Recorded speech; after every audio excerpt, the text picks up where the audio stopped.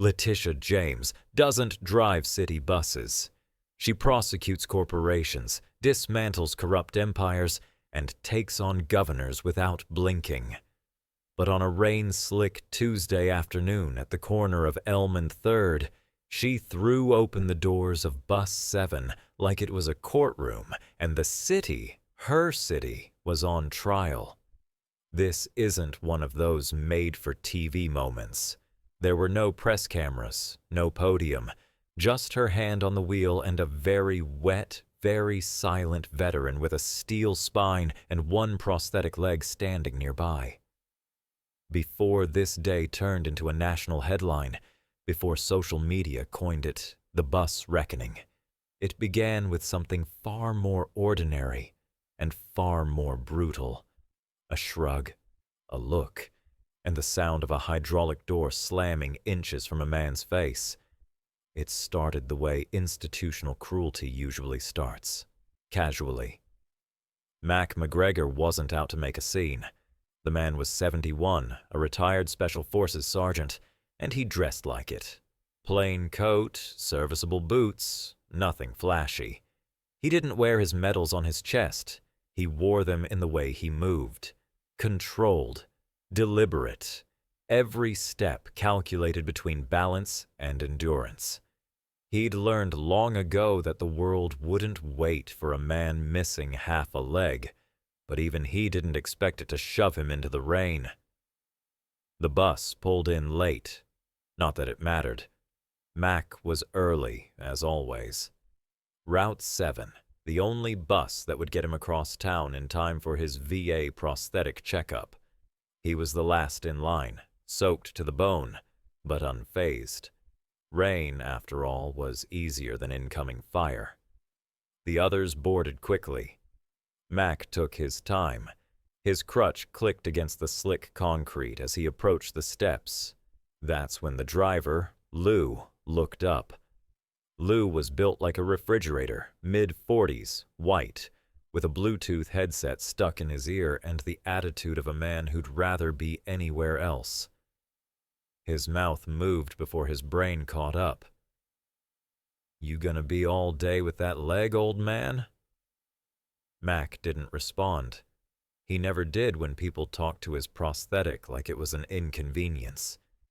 He shifted his weight, one foot on the first step, his left arm bracing against the side of the bus to steady the crutch. All he needed was 10 seconds. He got 2. Lou glanced in his side mirror, saw another bus creeping down the avenue behind them, and made a choice. Not the kind you write down or announce, just a flick of a decision that says, "You don't matter. Not today." With a hiss of compressed air and the sharp clap of metal, the door slammed shut, fast enough that the edge brushed Mac's sleeve and made him stumble back. Not enough to injure, but just enough to humiliate. Lou didn't look back. His engine revved, his phone call resumed, and Bus 7 disappeared in a fog of diesel spray and silence. Mac caught himself before falling. That was something. But he stood there, blinking in the rain, the cold biting into his jacket, and his dignity leaking with every drop. No one said anything. No fellow passenger raised a voice or knocked on the glass. Because what's the price of comfort? Apparently, it's a seat on a bus. He looked down at his prosthetic. Carbon fiber, custom-built, engineered for endurance. He'd earned it one explosion at a time. He remembered once being told by a young VA tech, "Sir, that model's the best we've got." As if that made the daily balance less exhausting. And here it was again. Not the pain, not the challenge, but the quiet erasure of being seen as lesser, less fast, less worthy, less human. The thing, as Lou would have called it, wasn't the leg. It was the story people told themselves to look away. Now, anyone else might have cursed under their breath, checked for the next bus, or limped home in frustration. But Mac didn't do outrage. He did patience. He did war zones. He did waiting. And more importantly, he had a neighbor. She wasn't flashy either. Letitia lived 2 doors down in the same aging apartment block, always in a blazer, always reading court briefs on the stoop. Mac knew she worked in government. Something legal. Smart lady. Didn't talk much. Always nodded when she saw him like she knew something he didn't.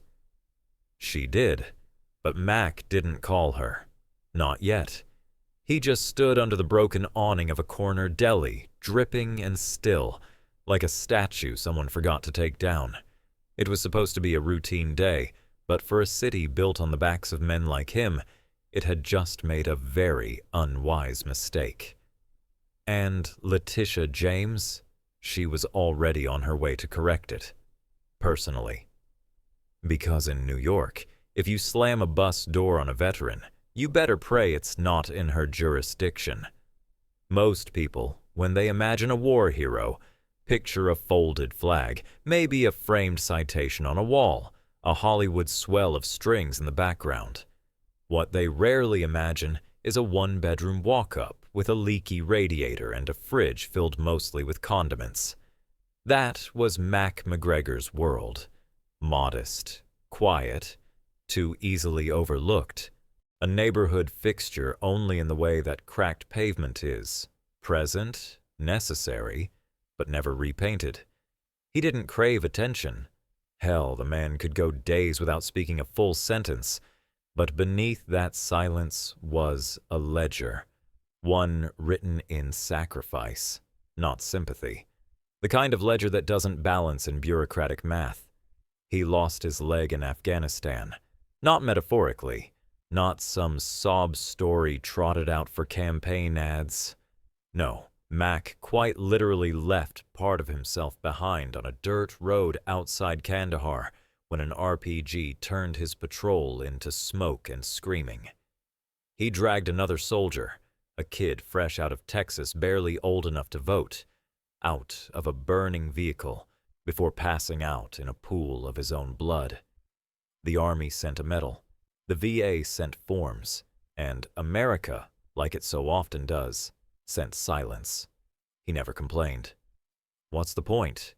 Pity doesn't make stairs shorter or jobs easier to get when you walk like your shadow's missing a piece. His prosthetic, sleek, dark, brutal in design, wasn't a gift from a grateful nation.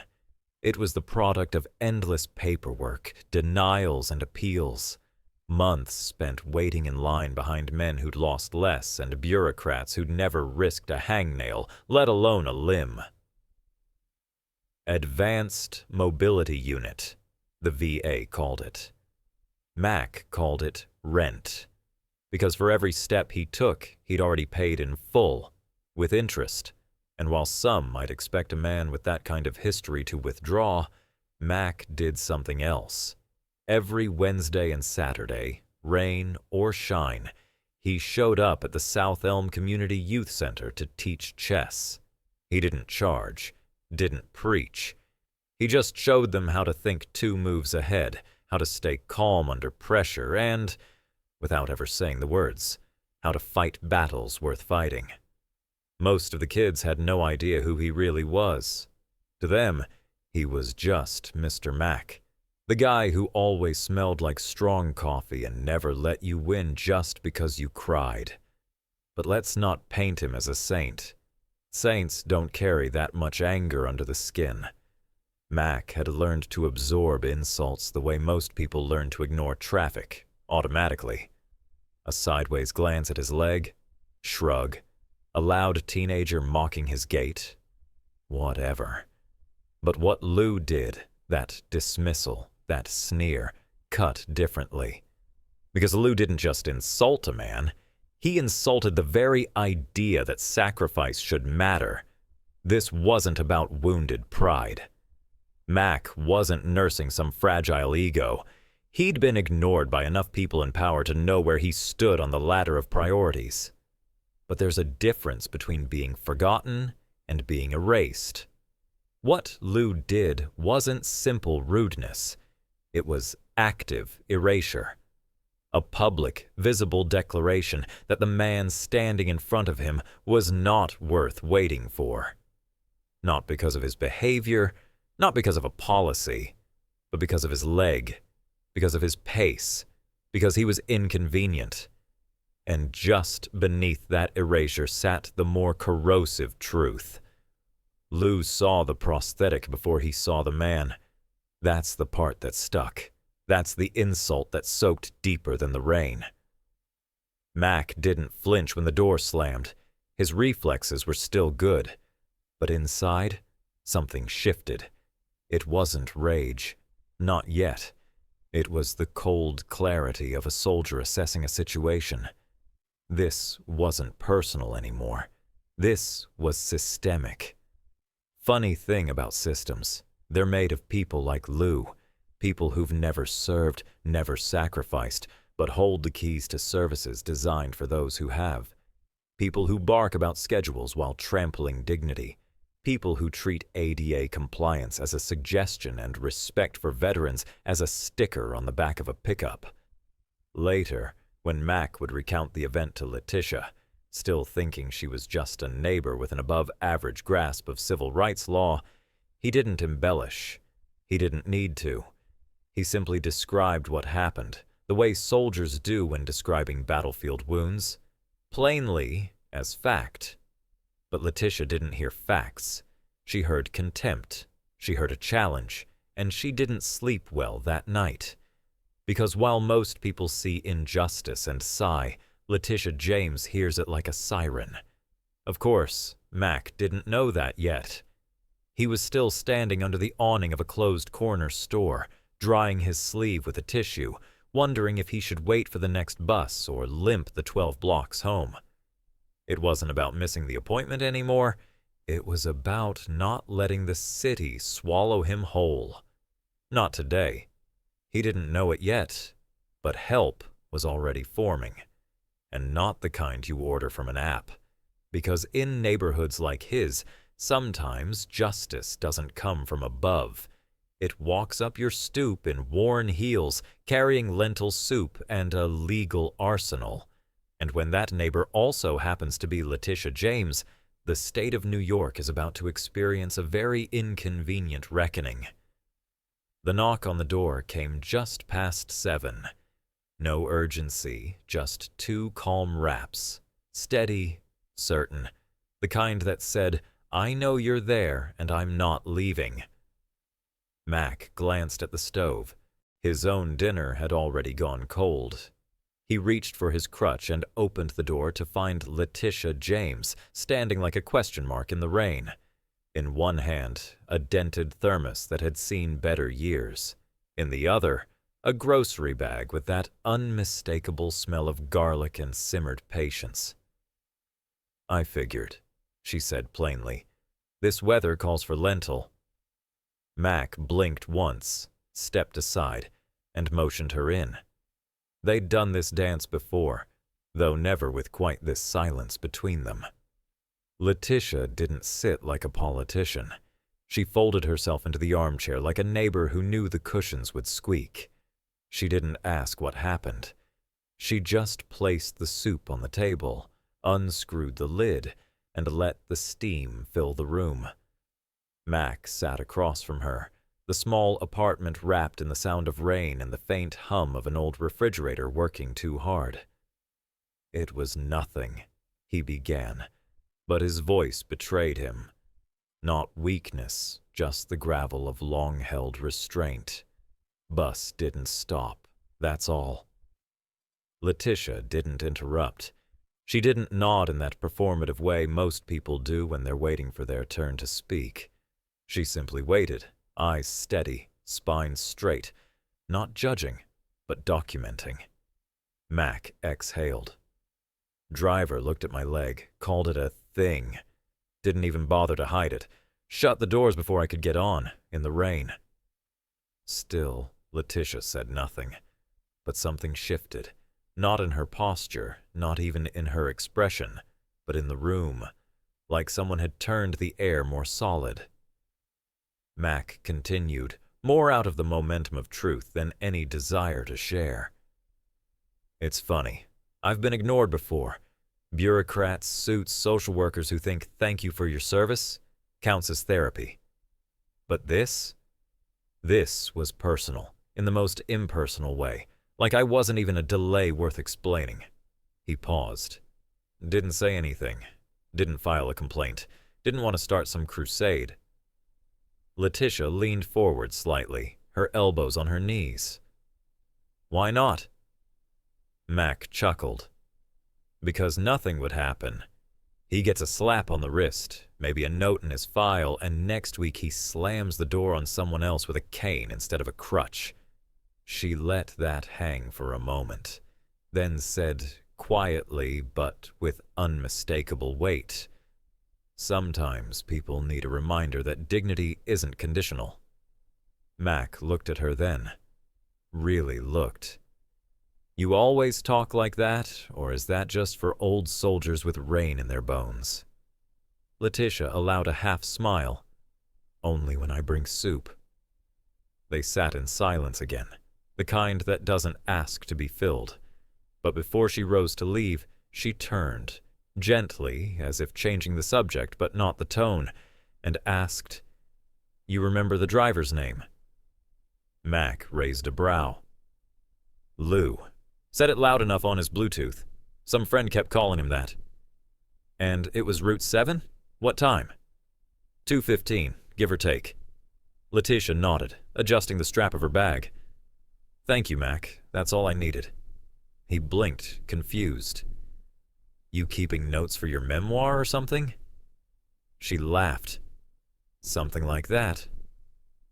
What Mac didn't know, and couldn't possibly suspect, is that the woman carrying soup into his apartment was also carrying the full legal weight of the state of New York in her back pocket. Letitia James didn't bring soup for sympathy. She brought it to steady her hands before drawing a sword. It wasn't that she needed Mac's permission, but dignity deserved its due process, and she had just gathered her testimony.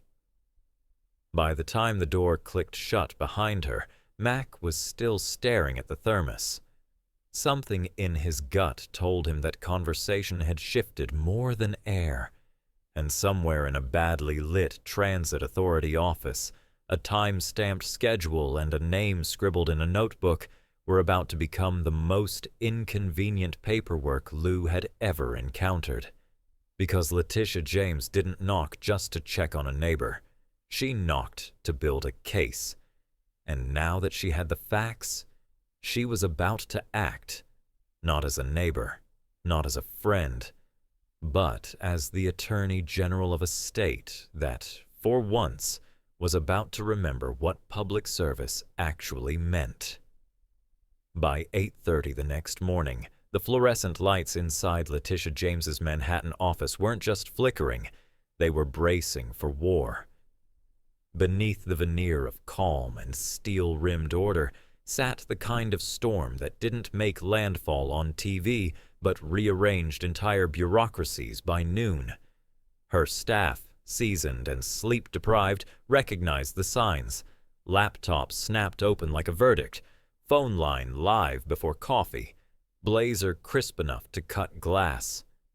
When Letitia James moved at this speed, someone was about to discover the hard way that accountability was not just a slogan painted on a podium, but a weapon fully loaded and legally primed. "Pull the transit incident reports," she snapped, eyes not lifting from the screen. "I want every complaint tied to Route 7 and a driver named Lou, preferably with a matching attitude problem." An intern stammered something about needing an hour. Letitia raised a single eyebrow, the kind that could collapse a mayoral campaign, and the room adjusted its tempo accordingly. Within 20 minutes, the paper trail unfolded like a well-worn lie. Lou, full name Louis Trumbull, had amassed a colorful stack of grievances. Elderly riders left curbside in bad weather, hostile tone with non-English speakers, and at least 2 formal complaints regarding disabled veterans who, took too long to board. Not one had resulted in meaningful discipline. Instead, the Transit Authority, in its infinite wisdom, filed each complaint into the bureaucratic Bermuda Triangle where good intentions went to die. Nothing but counseling memos and vague warnings, her chief of staff muttered, flipping through the records. He's been protected by senior union reps. Internal Affairs flagged him once for attitude, but didn't escalate. Letitia closed her laptop with a deliberation that felt nuclear. So, we have a man paid with public funds to deny public access to the public, particularly to those who've bled for it. And the response has been a strongly worded sticky note. She turned toward the window, looking not at the city skyline, but through it, into the machinery beneath. There's a difference, she said calmly, between a job and a license to humiliate. Her voice didn't rise, but the room chilled. Summon the director of the Metropolitan Transit Authority, she said without turning. Today, in this office. And I want civil rights on the line in the next 15 minutes. Federal, not local. We're not bandaging symptoms. We're cutting the rot. Across the desk, a junior counsel tried injecting a dose of hesitation. With all due respect, ma'am, this may be seen as excessive. Letitia pivoted slowly. Her tone dropped a register. Cooler, quieter, deadlier. You think it's excessive to respond when a man who lost a leg serving this country gets left in the rain because a transit employee found him inconvenient? You think accountability is optional when someone in uniform gets called that thing and the entire system shrugs like it's Tuesday? There was no rebuttal, just a silence so thick it felt like an indictment of everyone in the room who had ever delayed action because consequences made them uncomfortable. Letitia wasn't interested in comfort. She wanted blood, but she'd settle for resignations and federally enforced training mandates. It would have been amusing if it weren't so familiar. The very people who slow-walked racial equity programs, who rolled their eyes at ADA compliance and turned diversity training into a corporate punchline, were now scrambling to check their emails for upcoming calendar invites from her office. Suddenly, the same officials who touted inclusive city values during election season were learning what it meant when those values got measured against their performance. Under subpoena. At precisely 10:03 a.m., her office sent a formal demand for internal records from the MTA. 34 minutes later, a special session was scheduled between Letitia, two federal civil rights attorneys, and the top brass of New York's urban transportation system. And somewhere in Queens, a man named Lou was about to discover that losing your temper on a rainy Tuesday can have the lifespan of a tweet, but the fallout of a federal audit. Letitia didn't relish the theater. She wasn't there to make headlines or ride some noble savior narrative. She was there because systems don't fix themselves. They stall. They excuse, they bury, but not today. Today, the system had picked the wrong man to dismiss and the wrong woman to ignore. And as her team prepared the briefing packet, complete with Lou's disciplinary history, AUDA violations, and an appendix titled Relevant Civil Precedents, Letitia James rolled up her sleeves and whispered, mostly to herself, "You wanted to run a schedule, Lou. Well, you just made mine." What came next wasn't a public hearing. Not yet. First came the reckoning behind closed doors, then the calls, then the cameras, because when Letitia James activated her network, she didn't just make noise, she made policy, and this time it started with one name, one bus line, and one veteran who refused to vanish quietly. The first domino fell without a whisper, just a sterile HR memo time-stamped 7:42 a.m., informing one Louis Trumbull that he was suspended pending review. No explanation, no apology, just corporate cowardice in PDF form. And like most bureaucratic carnage, it landed with a dull thud, sandwiched between a reminder about overdue seatbelt audits and a flyer for Mental Wellness Month, Empathy in Transit. Lou read it twice, slower the second time, as if the reality might be softened by repetition. It wasn't. By 9 a.m., his city-issued ID no longer worked at the depot door. By 10 o'clock, his name was wiped from the shift roster. But the real panic hadn't even begun.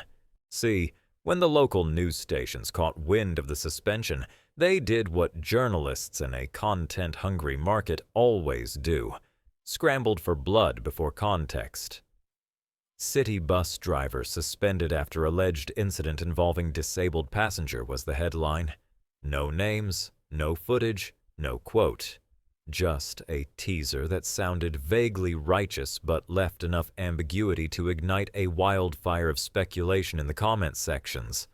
On forums and in office break rooms across 5 boroughs, theories bred faster than subway rats. Some thought Lou had physically assaulted someone.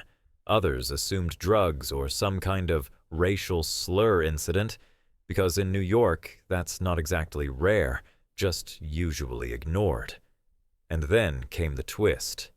Whispers that this wasn't your typical union grievance, that someone big was watching, someone downtown. At the Transit Authority headquarters, an architectural shrine to cold coffee and administrative deflection, the mood curdled fast. Executives filed into a hastily assembled emergency meeting, all nervously clinging to the same futile hope: that whatever this was, it wasn't political. Because in this town, bad press is survivable.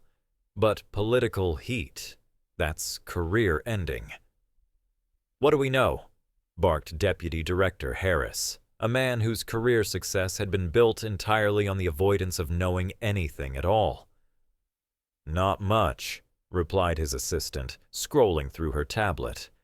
"The AG's office hasn't issued a formal statement, but we got a soft warning from the mayor's liaison.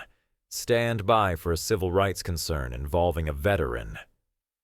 The room fell still. A veteran. That single word has the power to disarm entire agencies, because when public outrage intersects with military service and disability law, no amount of PR jargon can plug the leak. Suddenly, it wasn't just Lou on the line. It was the entire structure that enabled Lou to become a symptom. "Any names?" Harris asked, hopeful. "Unofficially? Mac McGregor." Another pause. A few heads tilted. "Who?" "That's the thing. He's not famous. No medals on display. Just clean record. Local volunteer. Lost a leg in Afghanistan. Looks like a textbook case of why the hell didn't someone help him sooner." Harris pinched the bridge of his nose. "Great. Just great." And the cherry on top? The AG's office still hadn't called. No statement, no leaks, just total radio silence, which, in legal circles, is never silence. It's the sound of someone building a case airtight enough to suffocate. "It's the quiet that worries me," muttered a senior counsel. If this was just optics, they'd be tweeting about it already. "Yeah," someone added, "but we're not hearing from press contacts. We're hearing from federal channels, ADA compliance, Veteran Affairs, Civil Rights Division. They're sniffing around."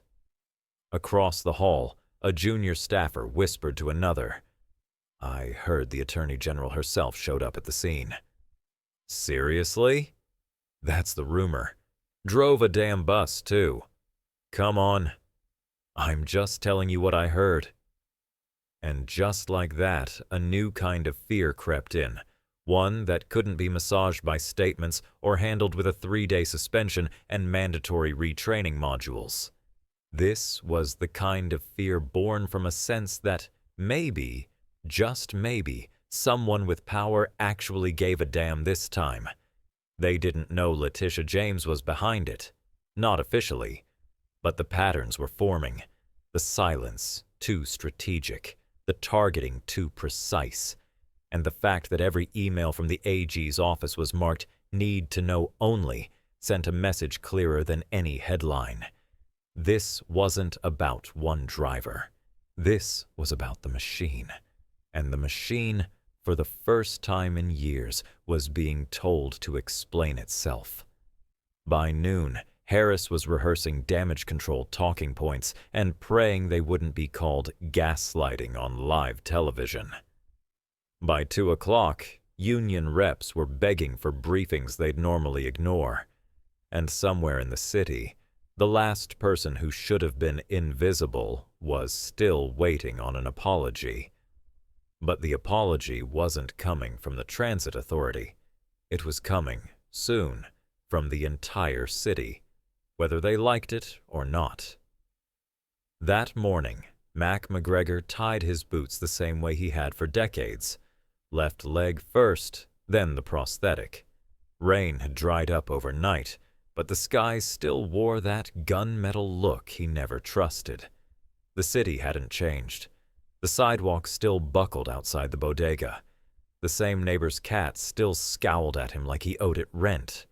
And at the corner of Elm and 3rd, the bus stop still bore the wet stain of old gum and public apathy.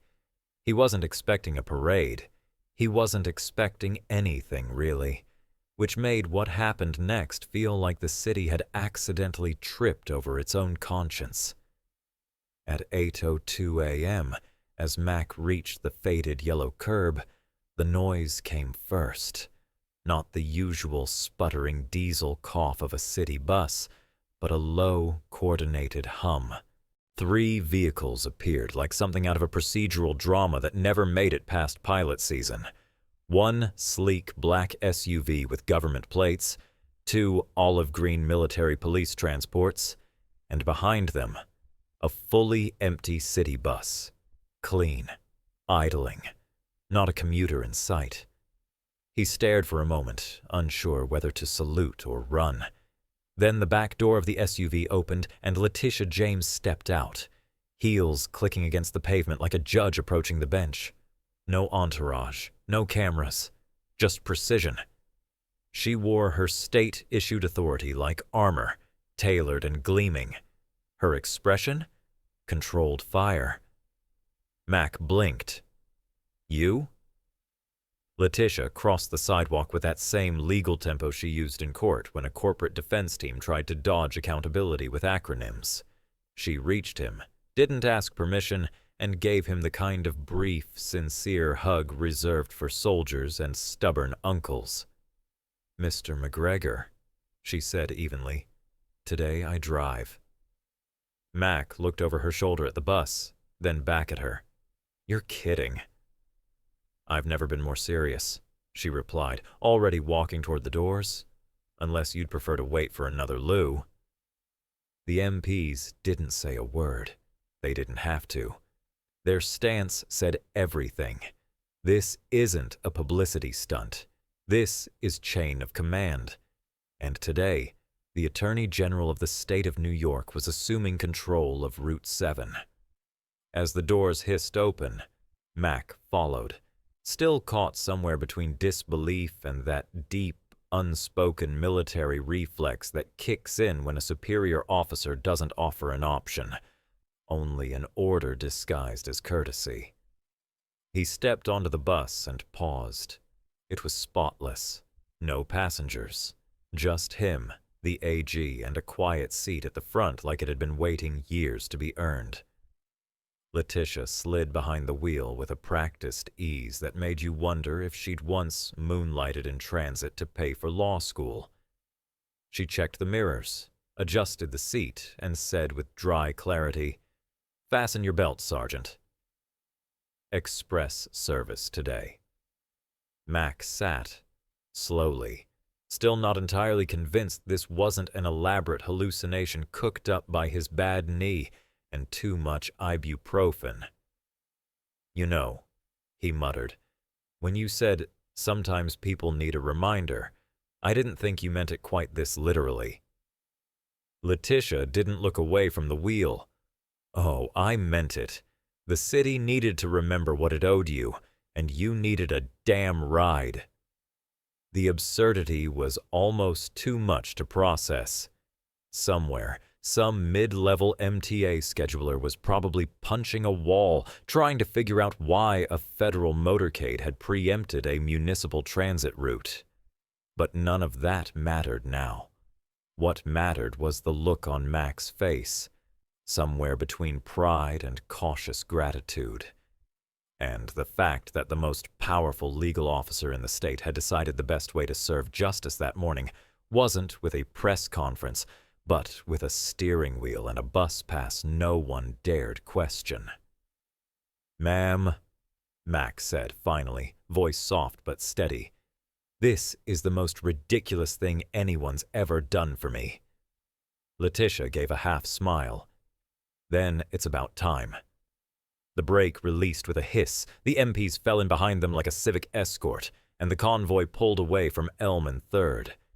Because today, public transportation had a new operator, and her route began with dignity and ended wherever the system last remembered it. Next stop, a reckoning. Letitia James didn't ask for permission. She issued presence. As she stepped onto the empty city bus that morning, the silence among the gathered officials and bystanders wasn't reverence. It was confusion laced with awe. This wasn't protocol. This wasn't PR. This was disruption. And disruption, in the hands of someone who knows how to wield it, becomes theater with legal teeth.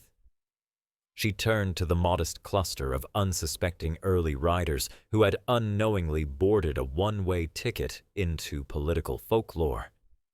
With all the grace of a diplomat and the precision of a prosecutor, she spoke calmly. "Ladies and gentlemen, this vehicle has been reassigned for a special civic transport. We appreciate your cooperation. Another bus will follow shortly." A woman in business attire blinked, fingers frozen over her phone. A construction worker looked up from his podcast, unsure whether this was a movie or a dream. And one wiry man in cargo shorts did exactly what every democracy-damaged ego does in crisis. He demanded clarity. "Wait, what is this? You can't just... This is a public bus. Who even are you?" Letitia didn't flinch. She didn't announce titles. She didn't have to. The two uniformed MPs stepping into the aisle behind her rendered the question rhetorical. One simply nodded toward the doors and said, "Sir, you'll be compensated for your fare. Please exit calmly." Cargo Shorts muttered something about socialism and walked off, defeated by reality. Letitia turned toward the driver, who looked understandably shell-shocked, hands hovering over the dashboard like he'd just been asked to fly a helicopter. "You're dismissed," she said, not unkindly. "Hand over the route manifest. I'll take it from here." To his credit, he didn't argue. No one argues with someone who speaks like a closing statement and has military police at their shoulder. Once, the passengers had shuffled off, murmuring about lawsuits and viral tweets. Letitia turned to Mac, who had taken the front seat, not by choice, but because it was the only seat that didn't feel stolen. She locked eyes with him and asked simply, "We're headed to the VA, correct?" Mac gave a slight nod, still processing the fact that the woman who had once handed him lentil soup was now repositioning his trauma into a rolling indictment of municipal shame. She adjusted the mirror, took the wheel with both hands, and pulled into traffic with the kind of calm that made lawyers fear she might enjoy it. This wasn't just a ride. It was a reallocation of narrative authority. It was Letitia James commandeering not just a bus, but a system that had quietly decided who was worth waiting for and who wasn't.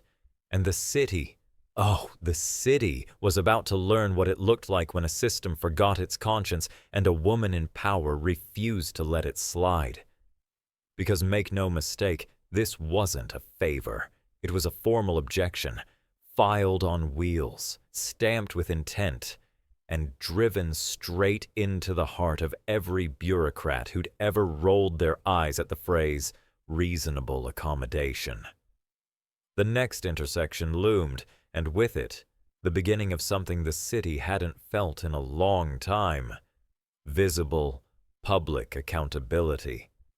What came next wouldn't just be a ride, it would be a declaration on asphalt. Somewhere between Lafayette and the VA clinic on Patriot Avenue, New York City blinked, and then reached for its phone. It wasn't every day a four-star attorney general personally drove a city bus through midtown traffic with a retired Special Forces veteran as her sole passenger, escorted by two military police cruisers like the Constitution itself was late for an appointment. The motorcade didn't blare sirens. It didn't need to. The optics were enough to stop joggers, stall cappuccinos mid-froth, and make dog walkers forget entirely about bagging after their Labradors. Phones flew up like sunflowers. Footage rolled from sidewalk to signal tower. TikTok was first to erupt. Of course it was, with captions like, "Attorney General turns bus driver for disabled vet," and "This is how you do public service." Twitter followed with predictable snark. "Someone tell the MTA this is what efficiency looks like." And Facebook, bless its over 50 demographic, turned the story into a living prayer chain before noon. Inside the commandeered bus, Letitia James drove with surgical clarity. She wasn't here for applause. She wasn't smiling. Her focus cut through traffic like a scalpel through scandal. One AirPod in, another hand on the wheel, she toggled between live calls and tactical silence. It wasn't multitasking. It was government, weaponized by clarity. "Mayor's office," she said curtly. "Tell him if he's got any intention of remaining relevant in this term, I expect a joint statement by 3 p.m., acknowledging the systemic failure of transit protocol involving ADA protections and veteran dignity. This is not optional." Pause. Next call. "Transit Authority. Get your general counsel on the line. I want the audio logs from Route 7 yesterday, Lou's full employment file, every complaint filed since 2019, and a written explanation for why he's still on payroll after ignoring at least 3 prior violations. Deadline? An hour ago." She turned onto Delancey, calm as a nun in confession, even as traffic peeled off in confused reverence. Another call. "DOT Federal. Yes, I'm aware of jurisdiction. No, I don't care. We're initiating a dual-agency review. The moment a man with a prosthetic leg gets denied a ride in my state, it becomes a matter of federal interest. Don't waste my time quoting policy. You're either with me or in the report." Meanwhile, Max sat quietly near the front, watching pedestrians film through windows with mouths agape. He turned to Letitia and said softly, "You sure this isn't a bit much?" She didn't look at him. Just said, "You think there's a metric for how much justice is appropriate?" He let out a breath that wasn't quite a laugh. "You know," he said after a beat, "I've been shot at, left behind, and patched up in places where medics used duct tape and prayer. But this might be the wildest mission I've ever been on." Letitia finally glanced at him, just briefly. "Then I'm honored to be your ride." The traffic parted, not because it was ordered to, but because people recognized what they were seeing. Not a show, not a stunt, but a rupture in the status quo, a glitch in the apathy matrix where someone powerful didn't just notice, didn't just post, but acted, unapologetically. And as the live stream count surged, and as political aides scrambled to write statements they hoped wouldn't sound like panicked damage control, one thing became clear. This wasn't a single act of transportation. It was a real-time indictment of a city that had become too comfortable confusing convenience with compassion. By the time they passed the courthouse, even the bailiffs out front had their phones out. Letitia's inbox was already flooded with everything from death threats to job offers, and the mayor's scheduler had called twice asking, without irony, if she'd be willing to do a ride-along on Veterans Day. She hung up on that one. Because this wasn't a campaign, it was a reckoning, and this road still had a few stops left. By the time Letitia James parked the bus outside the VA clinic and stepped off, heels first like a gavel-meeting marble, the city was already on its second round of apologies. And for once, they weren't the kind stapled to excuses. Lou Trumbull, formerly employed transit stooge and part-time disability critic, was unceremoniously fired by 3 p.m. sharp. No paid leave, no union spin, just one line in the official release: failure to uphold standards of public service. Translation: you embarrassed the city in high definition, and we'd rather not defend that on national television.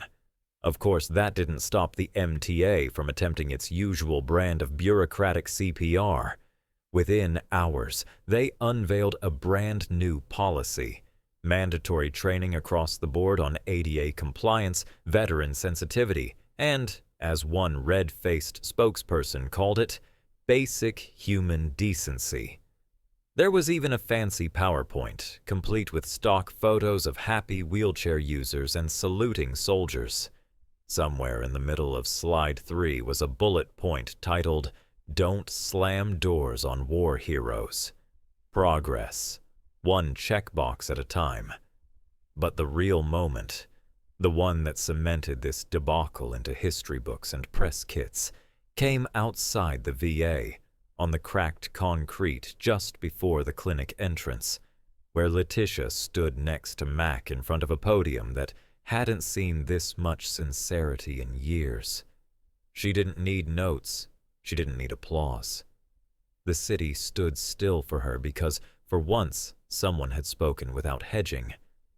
"This isn't just about a bus," she said, voice clear as cathedral bells. "It's about who we see and who we overlook. It's about a veteran being dismissed for moving too slowly, after giving everything so the rest of us could keep moving at all.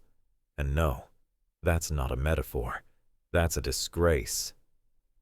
Mac, standing beside her in his weathered coat and polished prosthetic, gave no grand speech.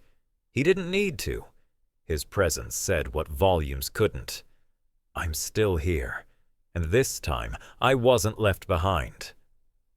Letitia continued, the silence between sentences growing heavier with every truth. "We have rewritten policy. We've begun mandatory reform. But if you think that's enough, let me be clear. No one left behind isn't a slogan. It's a commitment this city failed until today." That sentence landed like a verdict. It was shared, clipped, subtitled, and broadcast to every veterans group, advocacy board, and Sunday talk show in America within hours. The phrase printed itself on protest banners, veteran advocacy mailers, and Twitter bios with equal speed. And for once, it wasn't co-opted by some campaign consultant looking to sell you yard signs. It stayed raw, untidy, and true. In Mississippi, a Marine amputee watched the speech from a bar and whispered, "About damn time." In Seattle, a retired Army nurse reposted the video with the caption, "Letitia James just did what 5 administrations couldn't." And across New York, transit staff began their crash course in not being cruel for sport. Some rolled their eyes. Others, quietly, took notes. Of course, not everyone was thrilled. Conservative tabloids labeled it "government gone woke on wheels," and one radio host suggested that the next step would be emotional support drivers with law degrees. Letitia, when asked to respond, simply said, If your problem is that the city treated a war veteran with respect, I suggest you re-examine who you're defending. She didn't flinch. She never did. Because Letitia James didn't just fire Lou. She fired a warning shot through the spine of an institution that had forgotten its obligation to the people it serves. And she dared it to ignore the echo. But the road wasn't over yet. There was still one thing left to say. And this time, it would come not from the podium, but from the man who'd survived the insult and outlived the indifference. A week later, Mac McGregor sat by the window of his small apartment in Queens, sipping lukewarm black coffee and watching the early sunlight bounce off the parked cars below like it was apologizing for yesterday's weather. His prosthetic rested beside him, unclipped for the moment, giving his hip socket a break. On the windowsill sat something new, a small silver pin, unassuming but etched with deliberate care. It read, "Passenger number 1, no one left behind." It hadn't come with a plaque, a ceremony, or even a letter. Just a simple delivery envelope marked with the seal of the New York State Attorney General's office and a card that read in Letitia's handwriting, "You stood, so we moved." He didn't smile out of vanity. He wasn't the kind of man who wore recognition like a trophy. But something about that pin, its weightless certainty, its refusal to be performative, made him lean back and exhale like he hadn't in years. It wasn't about becoming a symbol. It was about the moment someone in power finally stopped asking if a thing was wrong and simply said, "It is." It wasn't fame that followed his story. It was something rarer. Clarity. The kind of clarity that swept through VFW halls and Legion posts across the country like a breeze that didn't carry outrage, but relief. For once, someone had stepped in before the think pieces, before the spin, before the apologies that arrive only when poll numbers demand them. In a hall in Topeka, a Vietnam vet with 2 Purple Hearts leaned over a bingo table and said, "That lady drove the damn bus herself." In Portland, a Navy widow showed the video to her grandson and whispered, "This is what it looks like when someone remembers us." And in a dusty coffee shop in Biloxi, a man with tremors in both hands tapped the replay button on his phone and muttered, "Passenger number 1, hell yes." Because what Mac's story did, what Letitia's action crystallized, was remind a generation of Americans that the promise to our veterans isn't ceremonial.